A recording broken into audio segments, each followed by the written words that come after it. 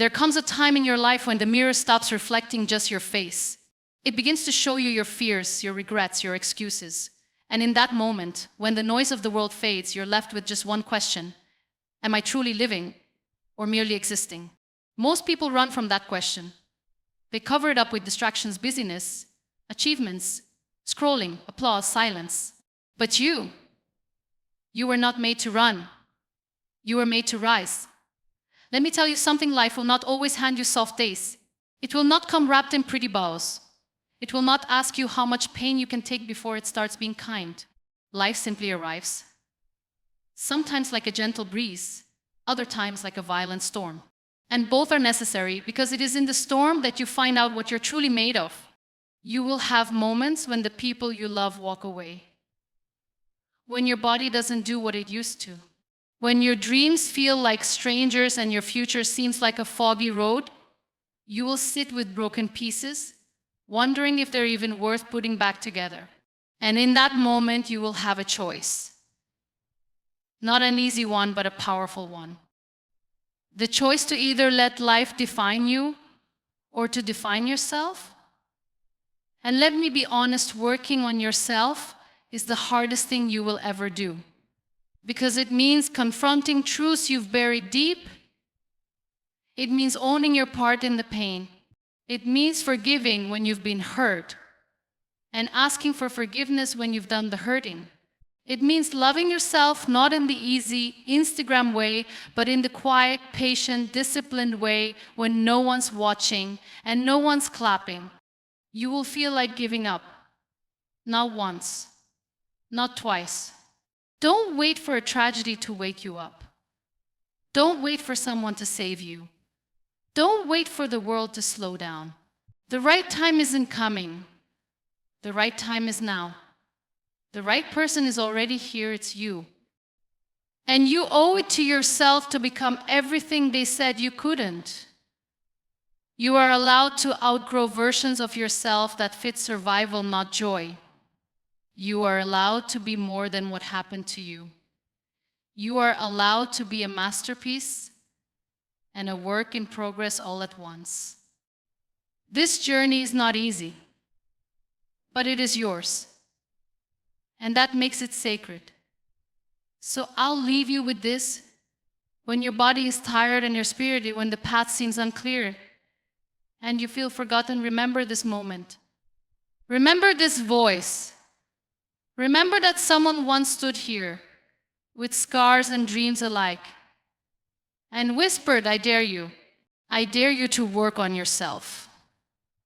Not someday, not when it's easy, but now. There will be people who don't understand your growth, who want you to shrink so they feel tall. Don't let them. Protect your peace.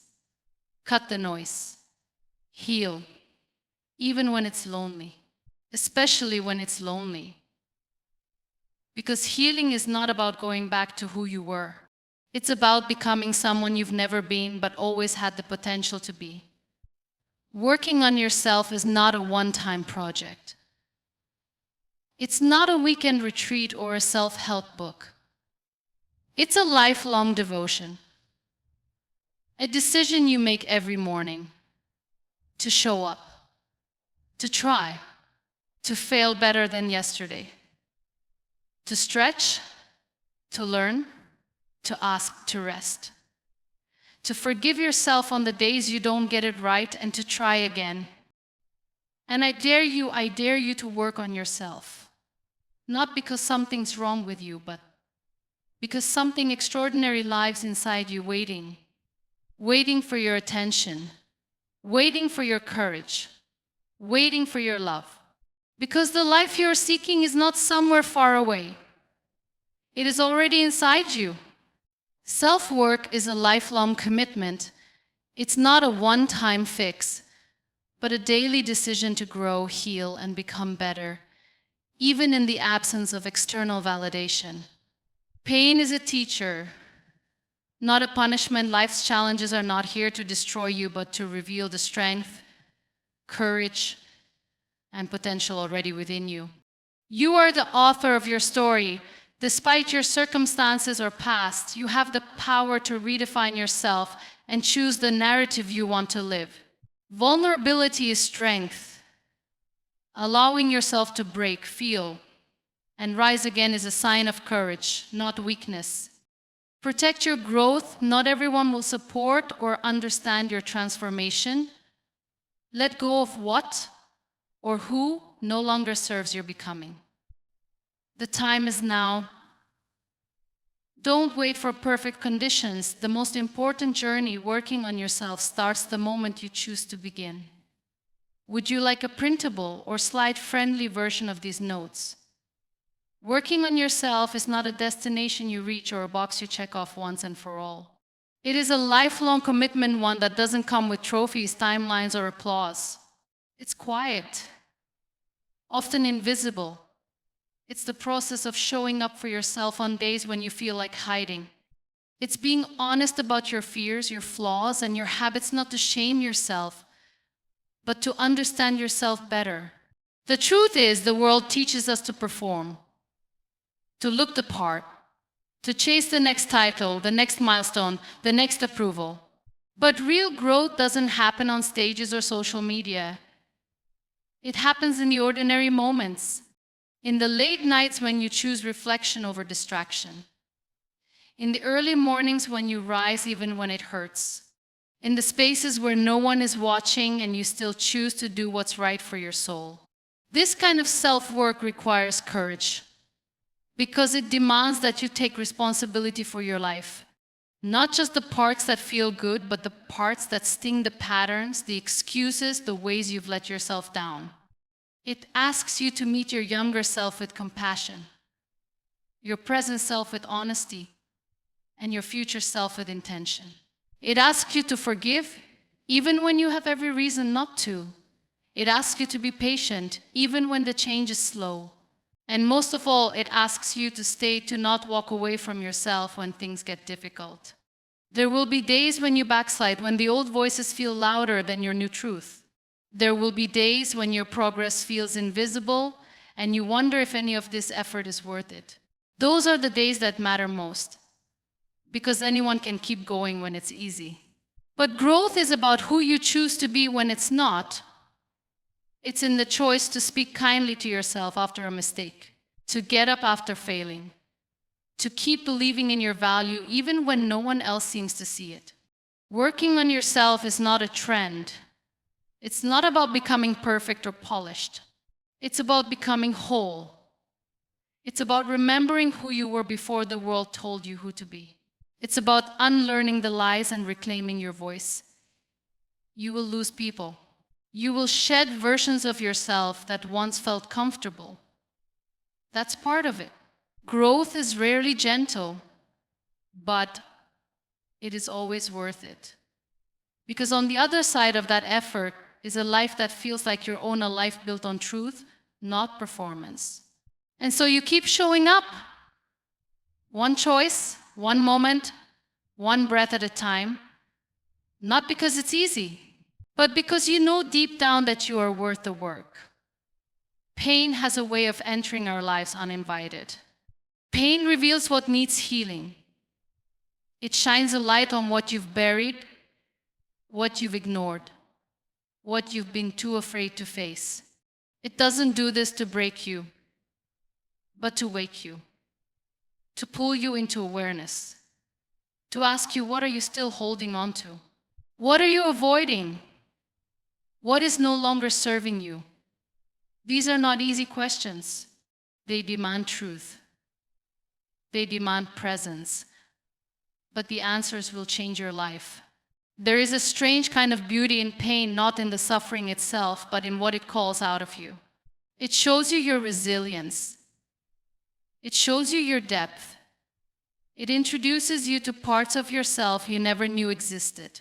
Strength, patience, compassion, wisdom, these are forged in the fire of difficulty.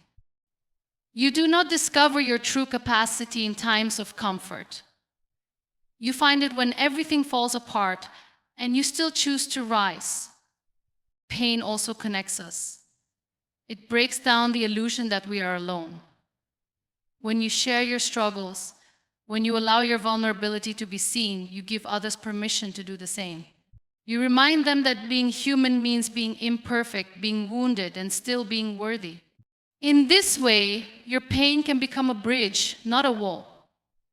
But perhaps most importantly, pain has the power to shift your direction. It can strip away what is false, what is fragile, what no longer aligns with who you are becoming. It clears the path for something truer to emerge. That's the paradox. What feels like destruction is often the beginning of creation. What feels like the end is often the start of something deeper, more meaningful. So no, pain is not a punishment. It is a mirror. It asks you to pause, to listen, to grow. And if you let it, it will transform you. Not into someone different, but into someone more fully yourself. The version of you who knows how to bend without breaking. The version of you who chooses healing, even when it hurts. You are the author of your story, whether you've realized it yet or not. Every day, with every thought, choice, and action, you are writing the chapters of your life. Sometimes it might feel like you're trapped in a story you didn't choose, maybe because of your upbringing, your past mistakes, or the way others have treated you. But the truth is, you hold the pen. And no matter what's been written so far, you can still decide what comes next. We grow up internalizing beliefs about who we are and what we're capable of. Some of those beliefs are handed to us by family, teachers, society, often without us even noticing. They say, you're not smart enough. You're too quiet. You'll never make it. Or people like you don't do things like that. And slowly we start living according to a script that was never truly ours. We forget to question it.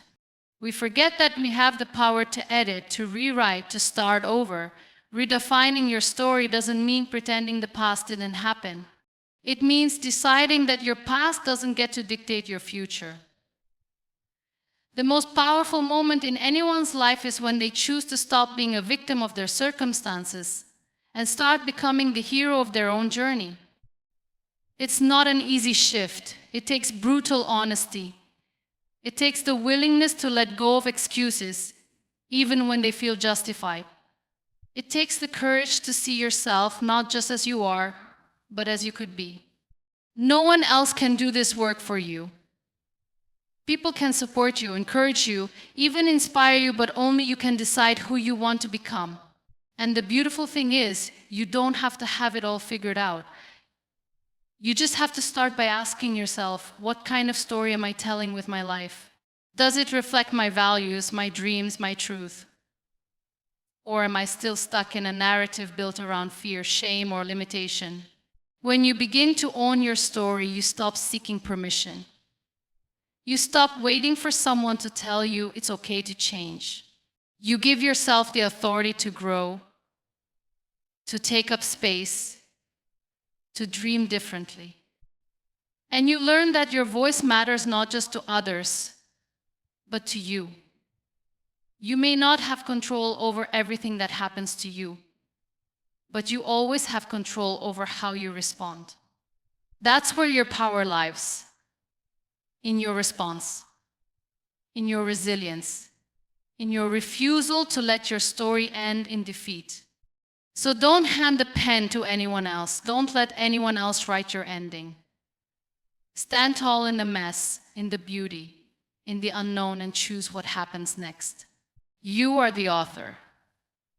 The story is yours, and it's never too late to write a new chapter. Vulnerability is often misunderstood.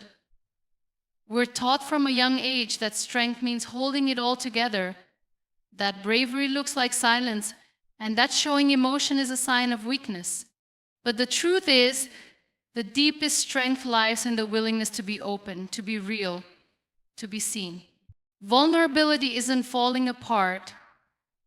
It's the courage to let yourself be human. To be vulnerable means to stop pretending. It means dropping the mask you wear to appear perfect or unaffected. It's admitting when you're hurting, when you're scared, when you don't have the answers. And that kind of honesty takes a level of strength most people never allow themselves to reach. Because it's not easy to say, I'm not okay. It's not easy to reveal the parts of yourself that feel broken, or to show the world that you're still figuring things out. But that's exactly where your power begins. When you allow yourself to be vulnerable, you invite growth.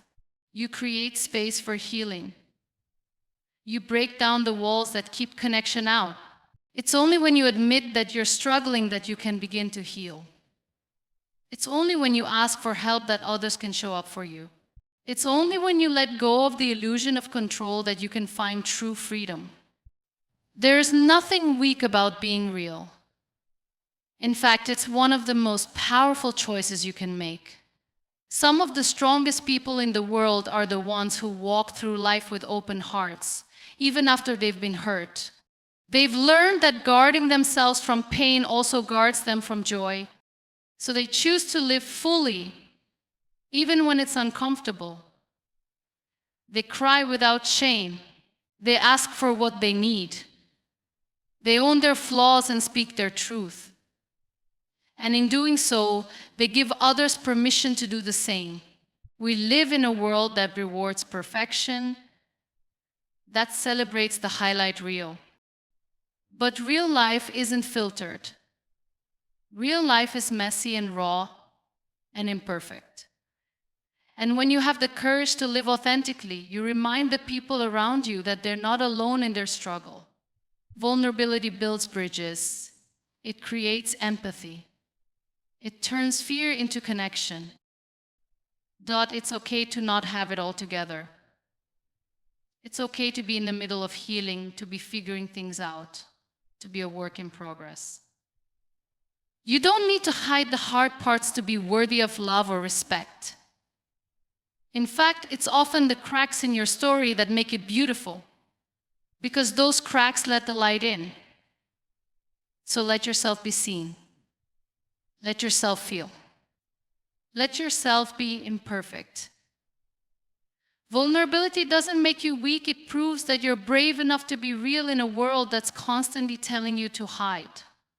You don't have to carry it all alone. You don't have to be unbreakable. You just have to be willing to show up as you are again and again. And that, more than anything, is what makes you strong.